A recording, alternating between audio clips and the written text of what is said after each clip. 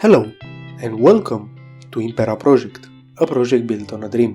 When it comes to the Stoic philosophers, you can easily understand that they were quite a unique bunch. Most of them having very different backgrounds, ranging from former slaves, in the case of Epictetus, all the way to Roman emperors, Marcus Aurelius.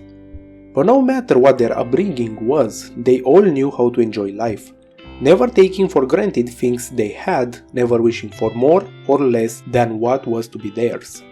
And always, no matter how dark were the times, always finding time to laugh, either at their own expense or at the things happening around them.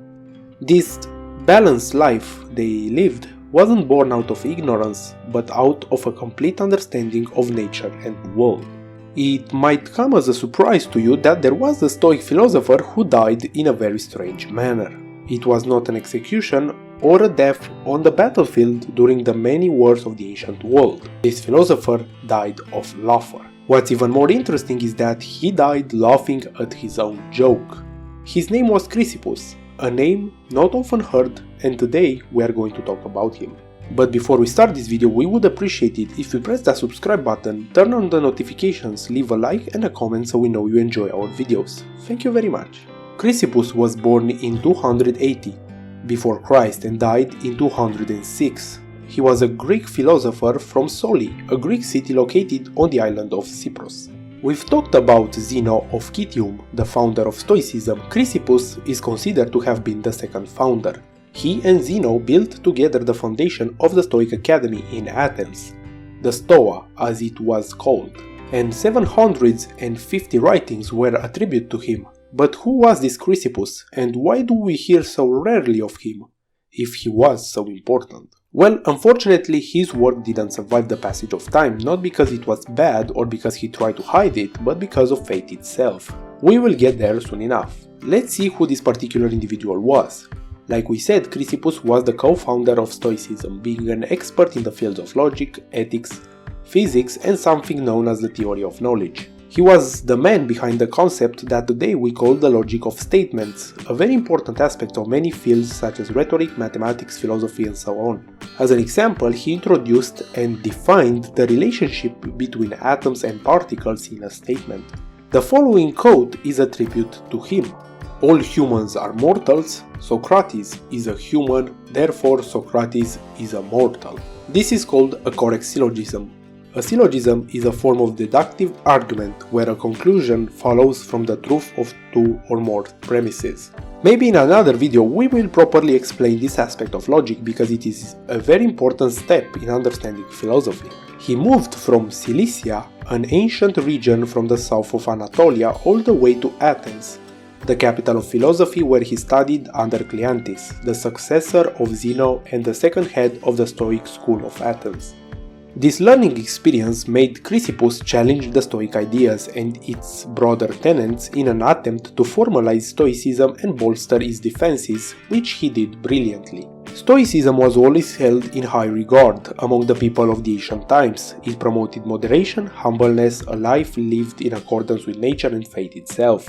But a great deal of respect came because of Chrysippus and the way he defended the Stoic virtues, the way he talked about them, and the kindness in his voice when he was teaching others the merits of a Stoic lifestyle.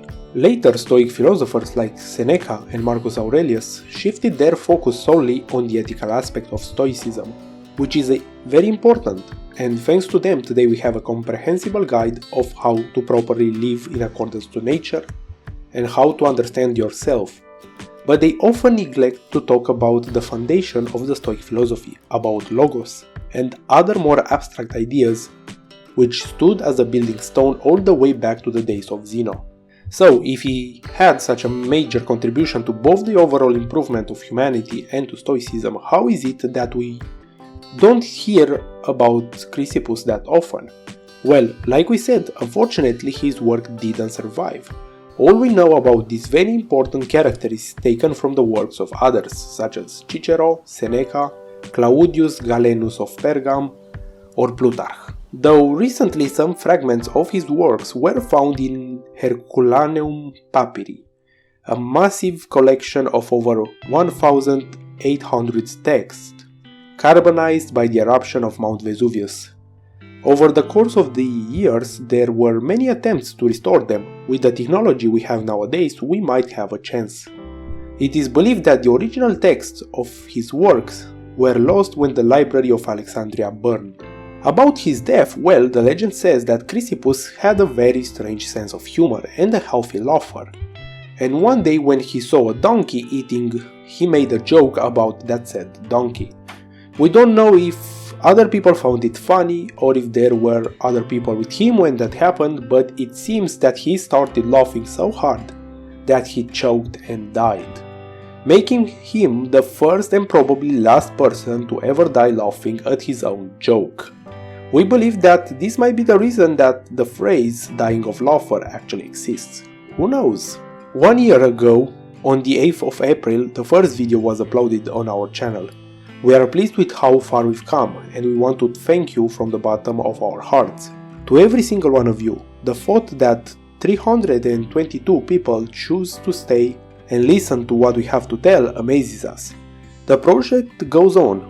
There will be more videos and we will do our best to improve all aspects of this channel, starting with the uploading schedule, which in the last months has taken a tough blow. Let's make this year even better than the last one. Thank you, and don't forget, you are the Impera Project.